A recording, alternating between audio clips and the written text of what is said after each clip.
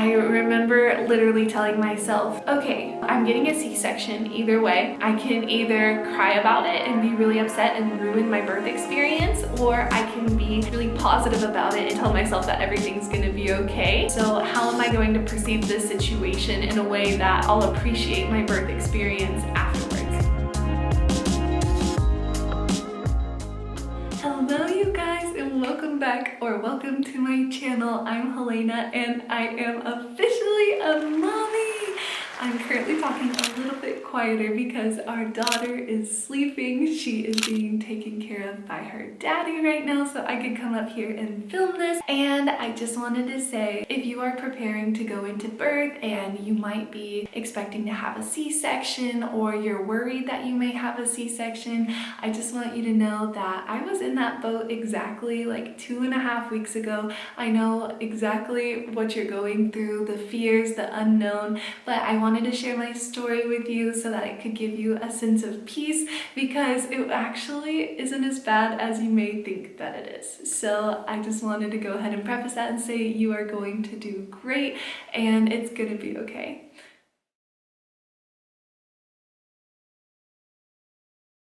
So as I said, I'm officially a mommy. Our daughter is officially 18 days old, or like 2.5 weeks old. And I wanted to share my story with you guys to tell you how my birth experience was, and to also shed a little bit of light on C-sections, because when I found out that I was going to have like an unplanned, unexpected, emergency type C-section, when I went to look for information on YouTube from other women, I didn't really find that much, so I figured why not share my story, because it might help you and it might calm you and give you some peace. So let's start from the beginning. So I found out that I was pregnant back in February. If you want to listen to my finding out that I'm pregnant story, I will be linking it right here. We had an unexpected and beloved pregnancy, and everything went as planned, as it should. My pregnancy was very healthy until I was about 7 months pregnant, I would say. So everything was super smooth. I felt great. Nothing was wrong. Baby was growing. She actually was always like a little bit bigger than she needed to be, just because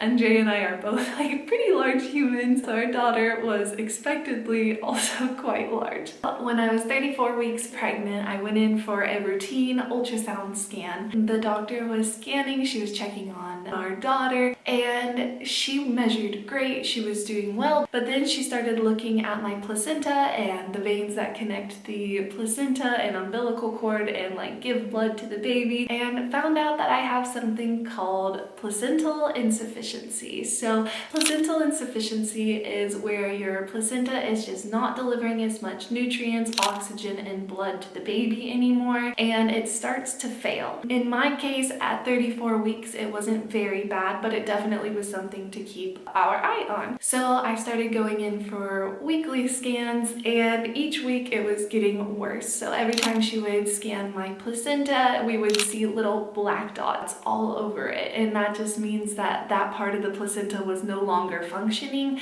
and it just wasn't looking like a healthy placenta anymore. So I got put on a treatment called Spinal, and I took that every single day. I think it's some sort of blood thinner that just helps the blood supply be a little bit greater for the baby so that she could get the oxygen and the nutrients that she needed. So every week she was scanning our daughter and everything was looking okay. It wasn't like the best, but it also wasn't a case to where I needed to be induced, and Ivy was growing and she was right on track and on schedule. You know, she was measuring normally. So there are 2 private clinics that I know about in our county where you can deliver your babies privately, and in one of the clinics the husband can participate in the birth with you. Now I thought that I was going to have a natural birth, considering that my pregnancy throughout the entire time seemed super normal, super healthy, and originally I was at a hospital called Pelican, which is my favorite hospital in all of Oradea. It's amazing. And there's another clinic in our town that's pretty great. It's a private clinic and you can deliver your babies there as well. Now Pelican was always my first choice, but during these times, during the pandemic, your husband is not allowed to participate in the birth with you.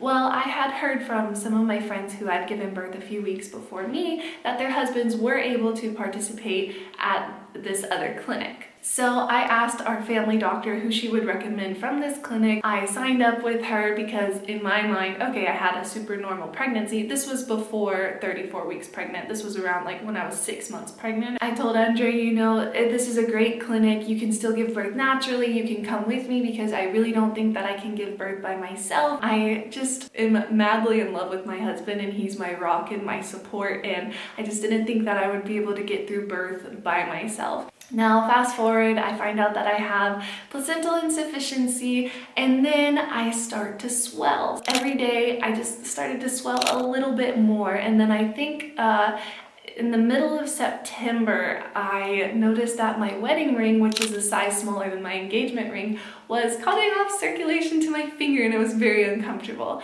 So I took off that ring and I noticed that like my face started swelling, and one day I even looked in the mirror and I told Andre, I was like, do I look different? Because I genuinely don't recognize myself. And I wasn't sure if I was like dissociating or having some sort of breakdown.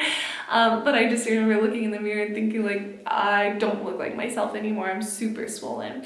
And as the weeks went by, I was getting more and more swollen, and it wasn't until I was like 37 weeks pregnant that I really noticed like, okay, I'm extremely swollen and I'm in pain. So Andre and I went for a walk, and I just remember the bottom of my heels were hurting so bad, and I was just like, hey, we need to go home and I need to rest because my feet are killing me, which wasn't normal in my pregnancy because before I could walk around for hours and go hiking. Like I literally could do anything that I was doing like pre-pregnancy and I felt great. So this was a little bit alarming for me. So after I found out that I had placental insufficiency, my doctor said, okay, keep an eye on your blood pressure, but she didn't say like what numbers to look for. So it was October 17th, it was a Sunday afternoon, and we were having lunch with my family, and I just remember my heart was beating really hard and I got a really bad headache.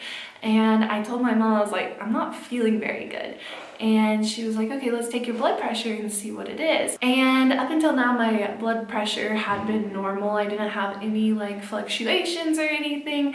And then as I took my blood pressure, it was 149/99, which was super alarming. I just did like a quick Google search, and that's like the highest you can have when you have a healthy pregnancy. So my mom said to me and Andre, you guys should go and get an assessment, go to the emergency room and just see what they say. As soon as I saw my blood pressure and I realized that it was like extremely high, I tried contacting my doctor.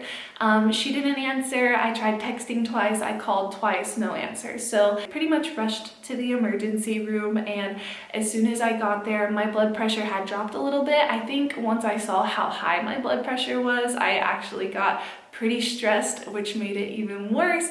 And then I just applied some breathing techniques. Andre tried to calm me down in the car. It's gonna be 38 weeks tomorrow, and I have placental insufficiency. And Andre and I are on our way to the hospital because my blood pressure was 149/90, or 139/99. It was very high, or 143, something like that. So we're going to the doctor to check it out. We have our hospital bag ready just in case. I'm feeling stressed and peaceful at the same time. Just want to go see why my blood pressure is so high. But I got everything packed this morning. I've been nesting like crazy. It might all just be signs leading up to this. Who knows? Anyway, on the hospital with my swollen feet. We were talking, we were trying to relax, he was trying to make me laugh, and I just, I had my cry, I let it all out, and then we got to the emergency room, and then I immediately felt safe. Just because I am the type of person who's like, as soon as I walk through the hospital door, I know that there are medical professionals who can take care of me, so I felt a lot better and safer. So as soon as I got in, they told me to rest for 5 minutes, and then they took my blood pressure. It had dropped to like 130/90, which they were like, oh, that's great, which in reality it's not great, but it's like, okay, it's acceptable, like you're not on the emergency scale anymore. Ivy looked okay. They didn't do an ultrasound, they didn't do a cervical exam, and they just kind of did the stress test, and she looked fine. So that was a little bit concerning to me that they didn't do like a cervical exam exam to see if I was, because at this point I was 1 day short of 38 weeks and I wasn't being like assessed. So that was a little bit concerning to me. So we left the hospital and we started to go home, and the order was just pretty much like try to rest. And I finally get a call from my doctor and I was like, oh, I already went to the emergency room and they checked on me and I'm fine. And she was like, okay. And then that was pretty much it. And I was like, okay, great. So I started to feel very not at peace anymore. I was feeling really like concerned because I had learned that I had a placental insufficiency, which is like a 0.03 chance of getting. Once I realized like, okay, I'm starting to have complications, my doctor's not really taking care of me the way that I would like to be taken care of, and all of that, I was starting to feel a lot more like unrested. We come home and my blood pressure kind of stayed at around 135 over like 92, just like a little bit high. The next day, nothing eventful happened. I just kind of like lounged around the couch. I actually was nesting like crazy. I don't know, my body just knew that I was gonna have the baby soon. So I was nesting like a mad woman until like 2 a.m. every single night, which probably didn't help my case, but I just couldn't stop. Nesting is very real and you cannot control it. So then Tuesday night comes around and I get another massive headache. So immediately I knew that my blood pressure was high. I grabbed like the blood pressure kit, I slap it on my arm. I was home alone because Andre went to go get some groceries from town, and I take my blood pressure and it was at like 149 over 99 again, which is when I went to the hospital last time. So I immediately start freaking out because Andre was in the town, which is like 25 minutes away from our house, and my mom was at her home. So I called Andre and I told him like, hey, my blood pressure is really high, my head's hurting, and I'm kind of like scared because I'm all alone. So I propped my feet up, he rushed home, and then I called my mom, who lives pretty close by, and I told her to come over and just be with me because I needed some support. So I propped my feet up, I tried to calm down, my blood pressure was not going down. And my mom said, hey, why don't you just go to the Pelican emergency room and just get assessed, get a second opinion, see what the other doctors would say to you. In the meantime, I tried to contact my original doctor again, and she wasn't answering the phone. So Andre and I decided, okay, we're gonna go and try out this other hospital and see like what's going on. So in the meantime, my doctor finally called back. My mom said, just ask her if you still have like a chance to have a natural birth or if it's looking like a C-section. So I asked her like, hey, what are my chances of giving birth naturally, having such high blood pressure and having like a failing placenta? And she said, well, I just want you to mentally prepare that the chances are most likely that we are going to do a C-section. Now this was Tuesday. As soon as she hung up the phone, I had a massive breakdown and I was just terrified because having a C-section was like basically my worst nightmare. Even though from the beginning of my pregnancy, I always said, you know, I'm open to having a C-section or a natural birth because I just want me and my baby to be safe. Like I don't really care about anything else. But when they tell you, okay, you are going to have a C-section, it can really mess with you. So I had a massive breakdown. I pretty much ugly cried for about 10 minutes, and Andre and my mom were trying to calm me down, and nothing was really working. So we said, let's just go get a second opinion and see what some other doctors at this hospital say, if they say the same thing. So I went into the Pelican and it was like 9 or 10 p.m. So no doctors were really there. It was just whoever was on call for the emergency night shift. And it happened to be Dr. Remus Anton, who ended up being the best doctor for me. I couldn't be happier with my choice. And I will do a review of the Pelican Hospital, but I 100% recommend him as a doctor. I feel like he saved me and my daughter's life, and I am very grateful and very happy with my experience there. But I went in and I was assessed. I got a cervical exam, I got an ultrasound, they checked on the baby, and I just felt very safe. Like I hadn't had any peace before with my other doctor. I was always a little bit like on edge. As soon as I went into the emergency room at the Pelican, I just felt like so good and so, I don't know, taken care of and safe. And I got a cervical exam. I was not dilated at all, and I was 38 weeks pregnant. So I had like literally not even half a centimeter dilated. So there was pretty much no chance of a natural birth. And then he checked on Ivy and he checked on like my blood pressure, and I asked him, does it look like I have preeclampsia, or do you think that there's a chance that like it could develop into preeclampsia? And he was like, well, you actually already have preeclampsia and it's looking like you're going to need a C-section. And then I tried to keep it together and I was like, okay, so I have preeclampsia, placental insufficiency, and now I have a second doctor's opinion and I need a C-section. And I said, are there any chances that I could do it naturally if you induce me? And he said, you know, if we induce you, you already have insanely high blood pressure and you're on blood pressure medication, which I forgot to mention. I was on blood pressure medication and I was on a blood thinner, I believe, and my blood pressure was still ridiculously high. He said, you know, with having such high blood pressure, it would be really dangerous for us to try to induce you because it could end up harming you and your baby. And I said, okay, well then if that's not in the picture, when should I get a C-section? Like, how urgent is it? And he goes, well, today is Tuesday. I wouldn't let you be pregnant any further than Friday. Like by Friday, she needs to come out. So that gave me literally 3 days to prepare myself. And I was like, awesome. So I got out, I told Andre the situation and everything. I told him, you know, babe, I felt really, really safe and taken care of. I don't know what it is about this doctor, but I just felt very safe. And I think I need to switch doctors, which is like literally 3 days before I was recommended to have surgery, to switch doctors, to switch hospitals. It was a pretty stressful time and it was like a lot going on at one time.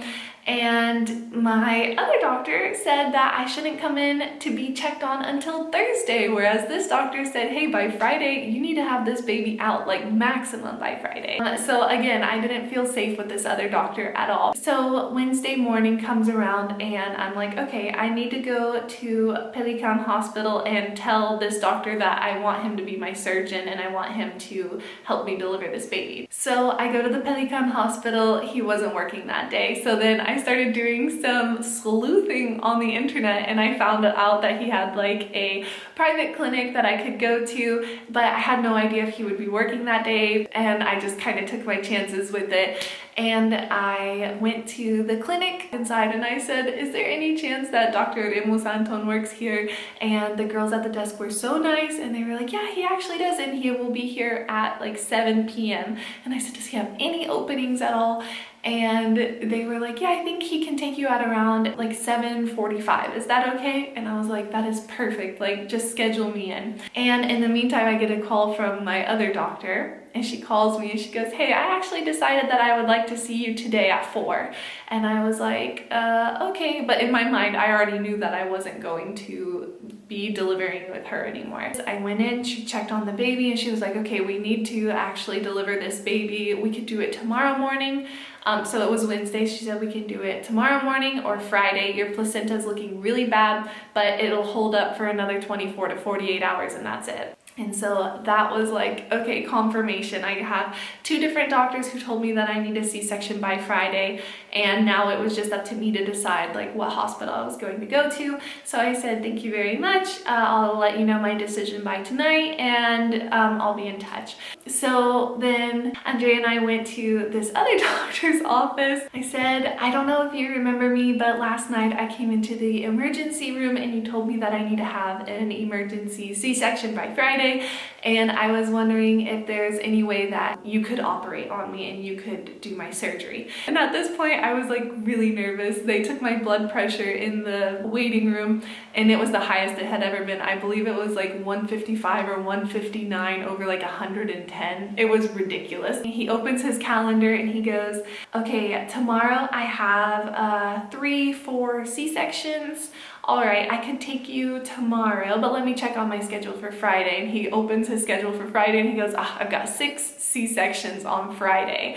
And I don't know why, but that gave me so much peace just to hear like, okay, I'm not an anomaly. I'm not like some unique case where I need a C-section. It was like something that was routinely done for lots of women, and just the fact that there were like 10 people in the next 24 to 48 hours that were going to be operated on by him just made me feel very safe. And I was like, okay, obviously this is something that happens a lot. You know, one third of all pregnancies now end in a C-section, so it'll be okay. So he said, all right, let's schedule you for tomorrow morning. And I was just like, okay, tomorrow, yeah, I'm gonna have my first surgery in my entire life, my first hospital stay. I've never even really been to any emergency room for myself before, so I was pretty much like, this is all new for me. So I was like, okay, awesome. So I walk out and Andrea's like, what's going on? And I was like, I'm getting operated on tomorrow and I need to be admitted by 9 a.m.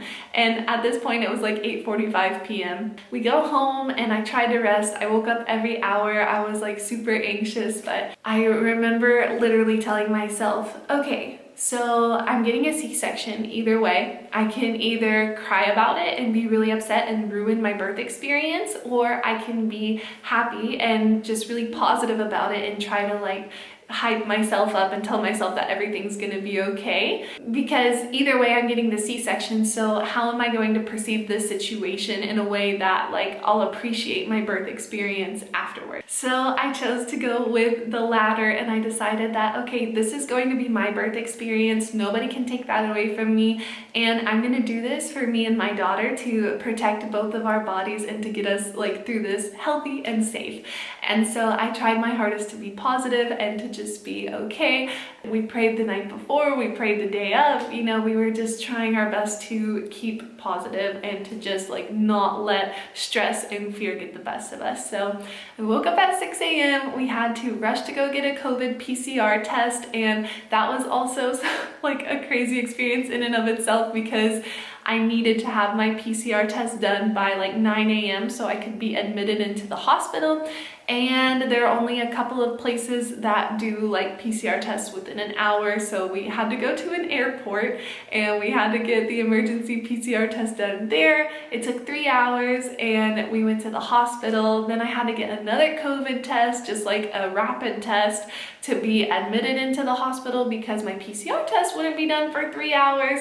Anyway, they both came out negative, but in the meantime, while we were waiting for me to be admitted, Andre waited with me and we had such a good time. I just remember waking up in the morning, I watched the sunrise. It was such a beautiful day. We passed over the river, the sun was reflecting on the water. We listened to my now new favorite song that just always reminds me of my birth, and it reminds me of love and happiness, and it was just a really, really great morning. And we even like, I think I was just in such shock and like I just didn't want to think about the C-section. I was just like, you know what, it's gonna happen. I'm not gonna think about everything that like goes into it. In a way, I knew I was getting a C-section, but I think I was like in massive denial or just in this state of incredible happiness and I don't know, maybe bravery and courage, because I was just like, you know what, it's gonna happen, so I've just gotta like be happy about it. I'm not gonna let myself be sad.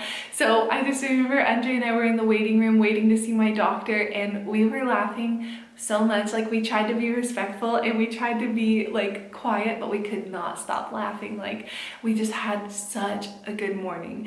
And when he finally dropped me off after like 2 hours of getting COVID tests and like waiting in the waiting room, and he dropped me off, I remember like we gave each other a hug and said some final words, and I did not let myself cry, which is not like me because I am a very emotional person. And I was just like, it's gonna be okay, I'm fine. And I left like super happy because I didn't want him to be stressed and go home and just be scared and like think, oh, what is Lena doing? Like, is she okay? Is she sad? I was like, you know what? I'm fine. This is great. It's routine. Like lots of people get C-sections. It's fine, it's fine, it's fine. And that's what I kept telling myself, and I actually believed it, and I think that's really what helped me a lot. So anyway, I was admitted, and then I was waiting. I had to file out some paperwork, and then after like 30 minutes, a person came in and was like, all right, we're gonna go. And I was like, just without warning, we're just gonna go, like that's it? And he was like, yeah, we're gonna go. And I was like, oh, can I call my husband, please? And so I was in my gown, I was in the bed. He was like, yeah, just lay down and I'm gonna cover you up and then I'm gonna wheel you up into the OR. And I was like, okay, I'm gonna call my husband. So it was just such a weird experience, and to like know that you're about to go and meet your tiny little human. And unfortunately, Andre could not be with me because of COVID, and he could not come and meet me after or the baby until Sunday, and I gave birth on Thursday morning. So that was incredibly hard. And at the time, I didn't realize how hard it was until after I came home, because again, I was just kind of in this like survival, like I've got to be strong, I've got to like be strong for my daughter, for me, for my husband, like I've just got to be strong. And that was the only thing that like I kept telling myself, like you have to be strong. So I called Andre. Oh, and he wrote me a letter before, and the first opening phrase, he said, "Be brave," and those words just stuck with me throughout the whole surgery. I just kept looking at the ceiling and I was like, be brave, be brave. Yeah, I can be brave. So just having an amazing support team will change everything. When you just feel loved and supported, there's nothing like it. Like you can literally get through anything. I called Andre and we were talking on like a video call, and I was like, okay, well, I'm going into surgery. And I just remember we were both like so excited, and we were looking at each other, but there was also like this, I'm a little scared, but let's not talk about it. And he again told me like, you're so brave, like you can do this. And I was like, yeah, I'm brave, I can do this. And so we talked all the way up until I got into the operating like section. Then I was like, all right, babe, I've got to go. I'm gonna go deliver our daughter. And then one of the doctors heard me and he was like, tell him it's gonna be an hour and a half. So I told him, so we hung up, and then I still had some time to text him. And then the anesthesiologist came in and she was incredible. Like I felt so safe, and again, like I just felt loved, dude. I just felt like this crazy amount of love from the doctors, the staff, the nurses. Like I just felt fully well protected. And they put in my IV, which was the most painful process of the entire C-section, which is crazy. Like how can an IV hurt the most out of everything? So anyway, the anesthesiologist came in and she was trying to explain to me, but I was like in this delirious zone because I started to realize like, okay, I'm about to have a massive surgery and I hope I survive and I hope that everything's gonna be okay. And I just started to get a little bit nervous, and she was like, okay, well, when you have your C-section, you're going to feel two different things. So one is going to be when they open you up and they're gonna stretch open your skin, you're gonna feel a lot of pressure. It's not gonna be pain.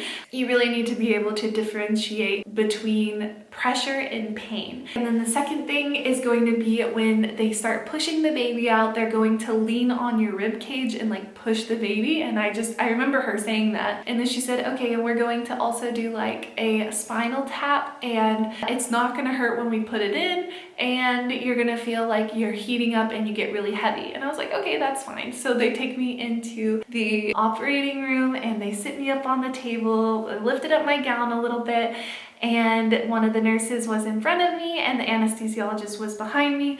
And he was like, okay, lean forward and put your arms down. And I remember, I think he either held my head or my shoulders so that I wouldn't move. And they said, very important that you don't move, and we're going to stick a needle into your back right now. And I was like, okay. I kid you not, it did not hurt, not one bit. I just remember feeling like an interesting sensation. And I told Andre when I got out that it felt like they took a piece of string and they stuck it in my back. Like it genuinely did not hurt at all. I'm telling you, the worst part of the entire C-section was getting the IV put into my hand. So it was like the tiniest bit of pain. Like even the injections afterwards for like anti-blood clotting and everything, those hurt way worse than getting the spinal tap.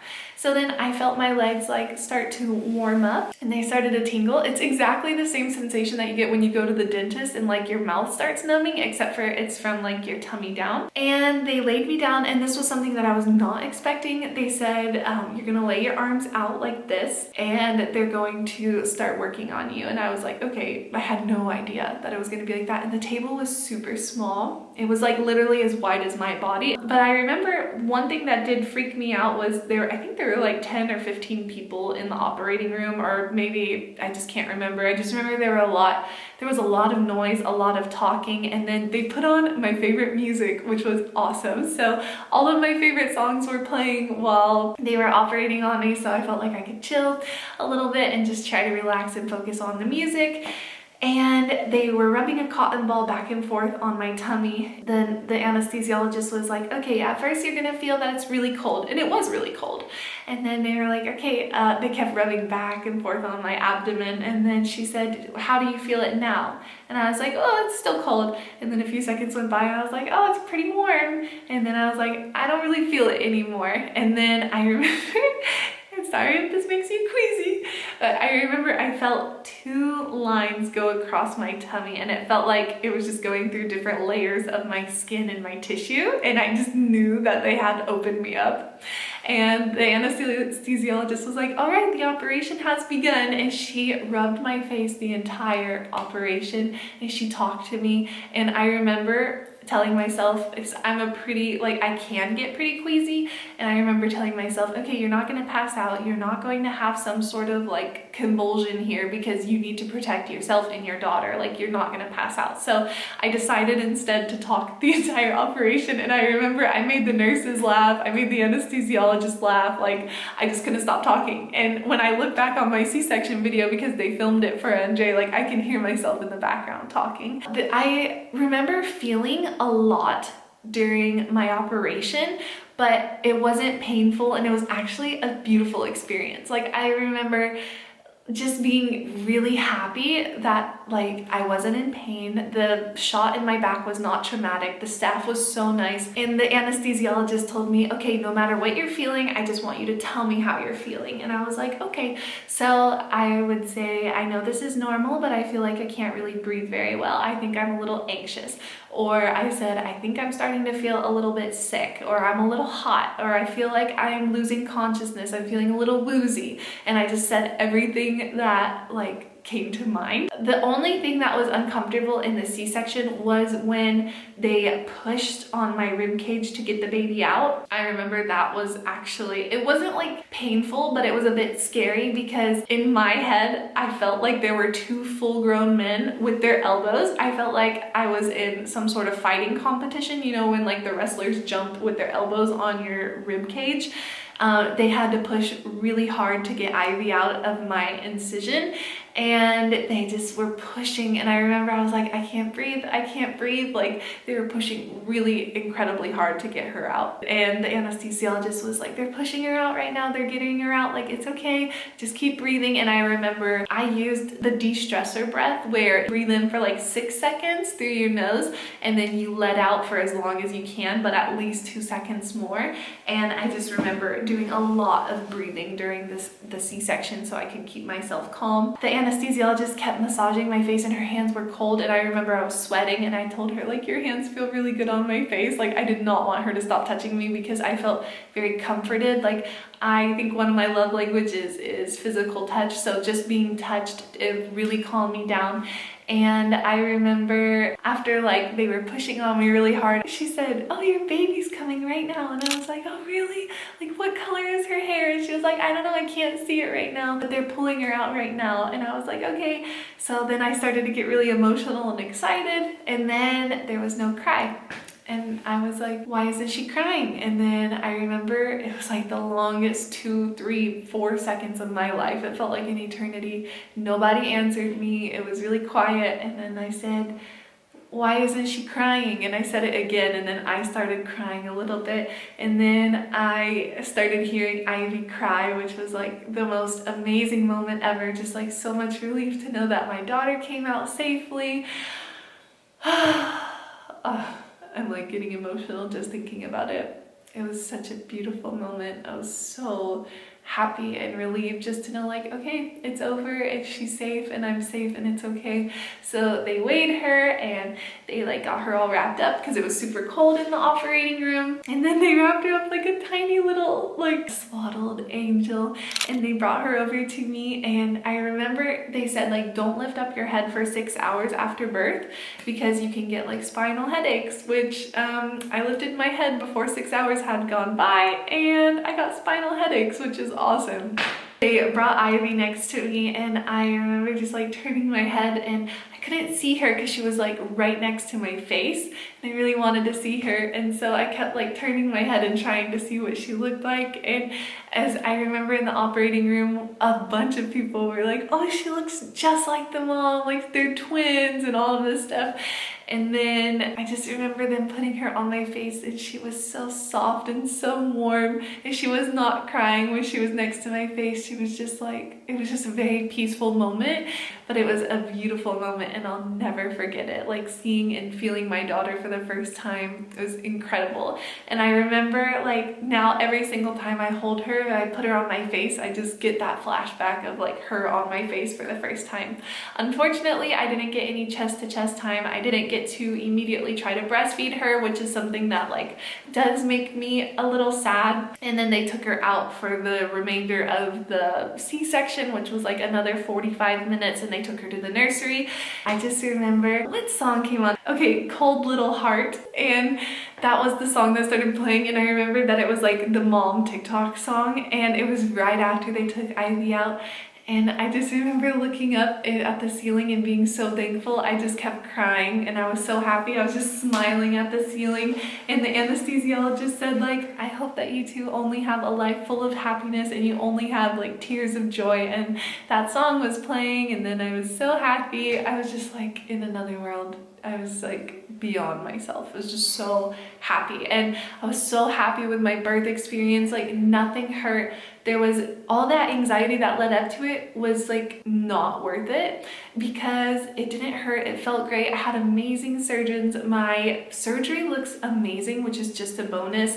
And Ivy came out perfectly healthy and happy, and I ended up being perfectly happy and healthy, and I felt so empowered after birth. Like I had zero regrets. I was so happy. Like I just remember smiling the entire time, like nothing compared to that moment. I was just beyond myself. So to me, not having a vaginal birth was not a big deal. Now that I have recovered from my C-section and I feel amazing, I do think a little bit about it, but there was no way to go around it, you know? It was a necessary like emergency C-section that needed to happen, and it was the best experience of my life. Like there's nothing that compared to the moment of becoming a mom and just knowing that we were both safe and I was able to bring our tiny little human into the world. And I cry all the time, and I'm about to cry some more because I'm just so happy.